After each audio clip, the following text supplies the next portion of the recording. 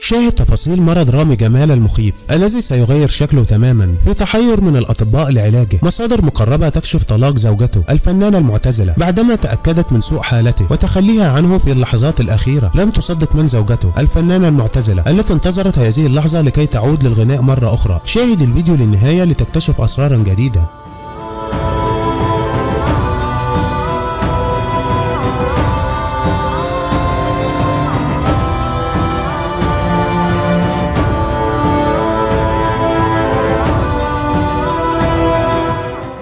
حل الفنان رامي جمال ضيفا في برنامج صاحبة السعادة ليتحدث بكل صراحة عن كواليس إصابته بمرض البهاء وكم الحب الذي تلقاه فور إعلانه عما حل به. قال رامي جمال عن إصابته بمرض البهاء أنه في البداية لاحظ وجود بقع صغيرة على اليد، وعندما ذهب إلى الطبيب أخبره أنه مصاب بمرض البهاء ولكن الأمر في بدايته فيمكن السيطرة عليه.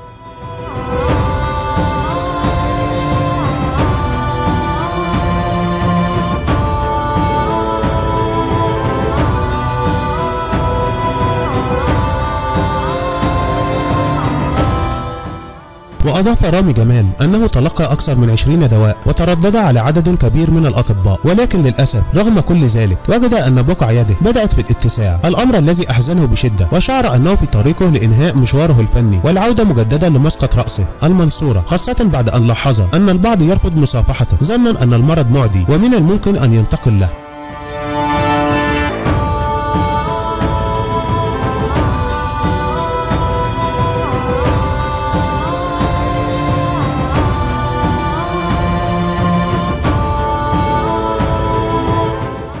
وتابع رامي جمال حديثه بأنه فور إعلانه عن تفكيره في الاعتزال وتفاصيل مرضه وسانده الكثيرين من محبيه ليشعر أن هذا الابتلاء سيكون سبب سعده. وحرصت مقدمة البرنامج الفنانة إسعاد يونس أن ترى بقع يد رامي جمال، مؤكدة لها محبتها ودعمها، وأنها من البداية لم تكن ترى أن إصابة شخص بالبهاء مشكلة.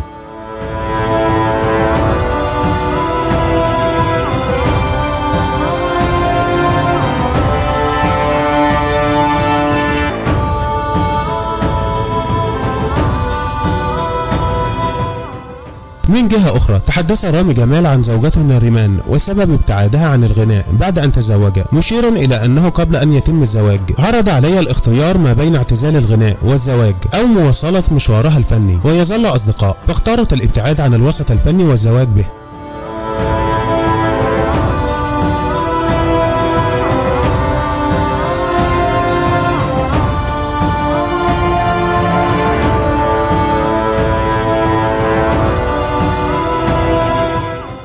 وفي بداية إعلان رامي جمال عن مرضه عبرت السيدة ناريمان زوجة رامي جمال عن دعمها له برسالة عاطفية مؤثرة، وذلك بعد أن كشف الأخير عن إصابته بمرض البهاء الذي يسبب التصبغ الجلدي مما جعله مهدد باعتزال العمل بالفن خوفا من أن يتلقى ردود أفعال سلبية من الجماهير في حال تغير شكله. وقالت ناريمان زوجة رامي جمال في برنامج عرب وود المعروض على شاشة روتانا: أنا عمري في حياتي ما كنت أتخيل إن ربنا يرزقني بزوج زيه، ربنا يخليه ليا.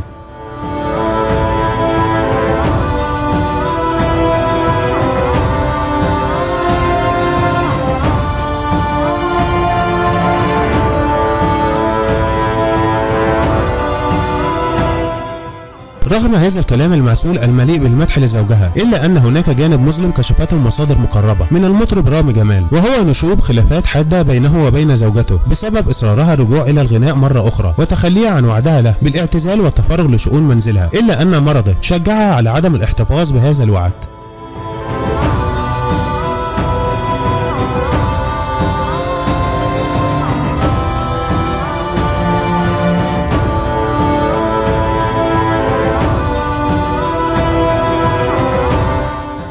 وخاصة بعدما أصبح زوجها مهدد بالاعتزال سواء من جانبه أو عزوف الجمهور عنه بعد تغير شكله بسبب مرضه المخيف، وهنا قررت أن ترجع للغناء بغض النظر عن الحالة النفسية التي يتعرض لها زوجها في هذا الوقت، كل ما تفكر فيه هو نفسها فقط.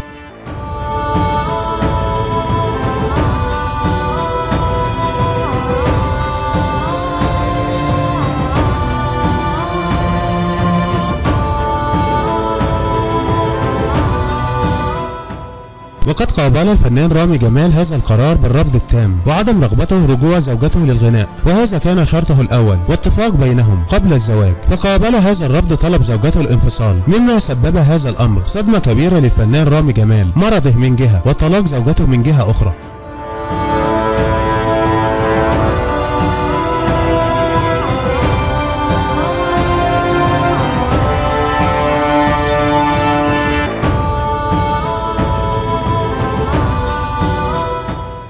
وفور انتشار هذا الخبر تعاطفوا محب الفنان رامي جمال معه بشدة، ونالت زوجته التي أصبحت طليقته الآن هجوم من رواد مواقع التواصل الاجتماعي بسبب تخليها عنه في هذه الأوقات العصيبة وتفضيل مصلحتها الشخصية عليه، متسائلين لو كان زوجها رامي جمال لم يصبه هذا المرض هل كانت ستفعل ما فعلت؟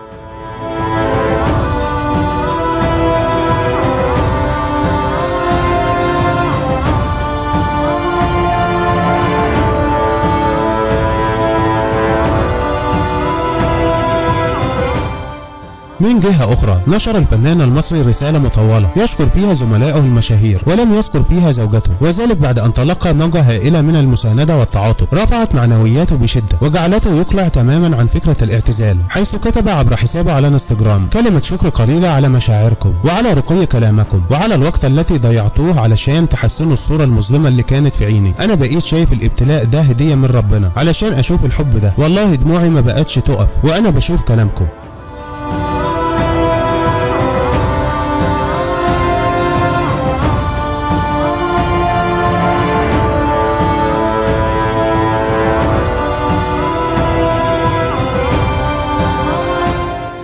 كما نشرت الفنانة المصرية أنغام عبر حسابها الخاص على انستجرام صورة تجمعها مع زوجها الموزع الموسيقي أحمد إبراهيم والمغني والملحن رامي جمال من داخل الاستديو أثناء تسجيل أغنية لها. وكتبت أنغام معلقة على الصورة: حاليا مجتمعين عند أحمد في الاستديو، أنا والملحن والمغني الرائع رامي جمال شغالين في أغنية ونجاحات جديدة بإذن الله.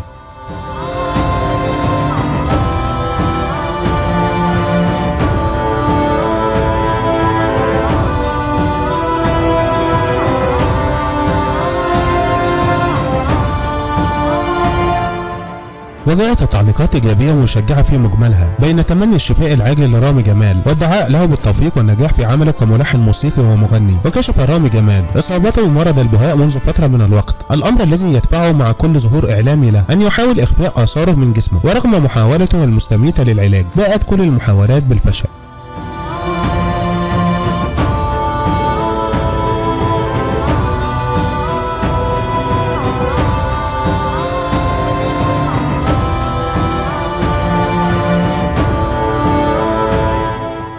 أما نريمان زوجة المطرب والملحن رامي جمال كانت قد أعلنت اعتزالها للغناء عام 2014 بعد زواجها من المطرب والملحن رامي جمال الذي اتفق معها على الاعتزال قبل زواجهما، معلنا أن أسباب طلبه اعتزالها بسبب صعوبة المهنة على الرجال وأصعب على السيدات. وأشار رامي جمال في أحد حواراته السابقة أنه في حال ارتباط أي منهما بحفل من سيكون مع الأولاد ومن سيرعاهم.